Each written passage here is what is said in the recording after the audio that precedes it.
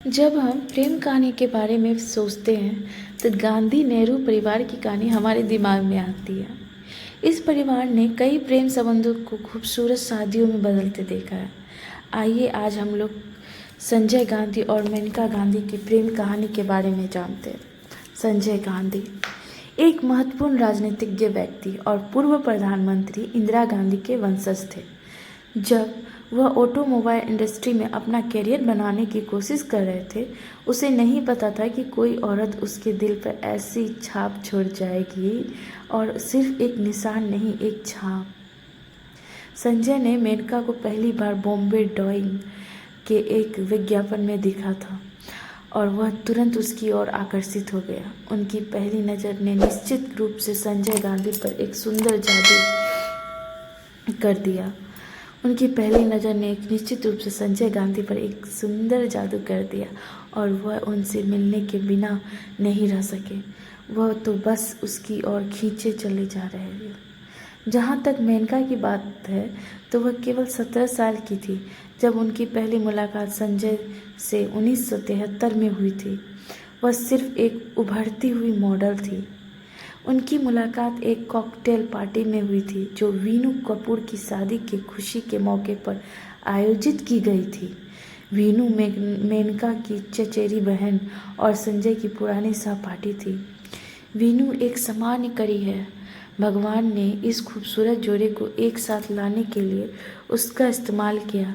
Party में जब मेनका और संजय की बातचीत हुई थी तो उन्हें एक अजीब सा जुड़ाव महसूस हुआ, कुछ ऐसा जो उन्हें एक साथ रख रहा था, उन्हें करीब खींच रहा था। उन्होंने पूरी शाम एक दूसरे से बात करते हुए एक दूसरे के बारे में जानने में बताई।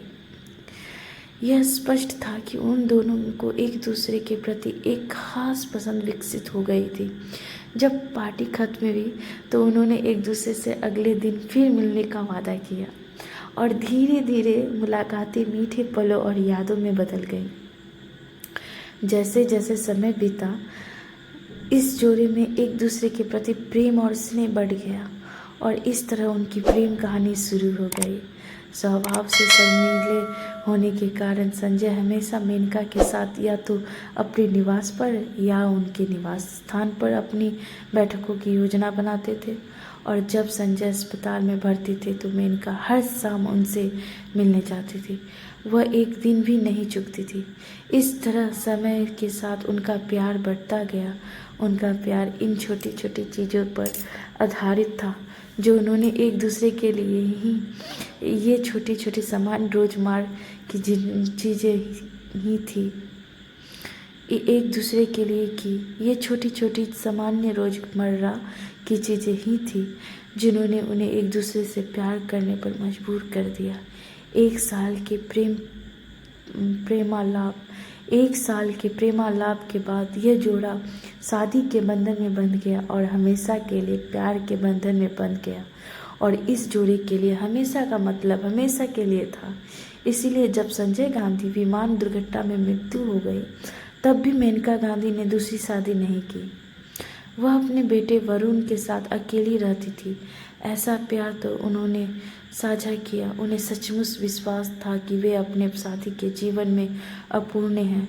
वे बस यह दिखाते हैं कि आप साधारण चीज़ों में भी प्यार कर पा सकते हैं।